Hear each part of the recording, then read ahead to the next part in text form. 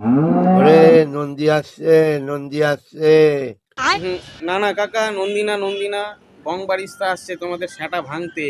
সাবধান করে দাও, মানা বুড়িকে বাড়ি পাঠাও তাড়াতাড়ি। বলি, ও ভোলানাথ সামনে রাখো নন্দীকে। শালা পাগলি বুড়ি নিজে ভোলানাথ সেজে আবার বলছে বলি ও ভোলানাথ নন্দীকে পাঠাও।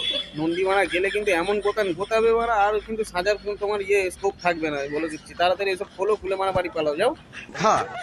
বলি, ও ভোলানাথ সামনে রাখো নন্দীকে। ও সামলে রাখতে বলছে, মানে গাঁড়ে ভয় আছে মারা। নন্দী যদি ছাড়া থাকে এসে আগে ঘাপ করে মারবে, আগে গানের মধ্যে ঢুক করে ঢুকে। বলি, ও ভোলানাথ। ধর বানা থামো তো বানা, এক কথা বারবার বলি ও বানানো ভোলানা তো মানে রাগ করে নন্দী কেন বানা, সাপ খুব সব ছেড়ে দেবে তোমাকে গিয়ে, ফাঁস ফাঁস করে মারবে ছবল, তখন বুঝতে পারবে।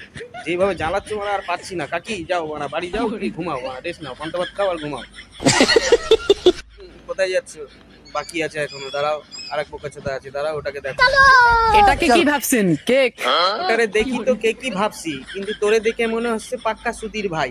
আমিও তাই প্রথমে ভাবছিলাম হয়তো এটা কেকই হবে। আবে সালে। আমিও তোরে প্রথমে দেখে ভাবছিলাম যে তুই একটা সুধীর ভাই, কিন্তু না।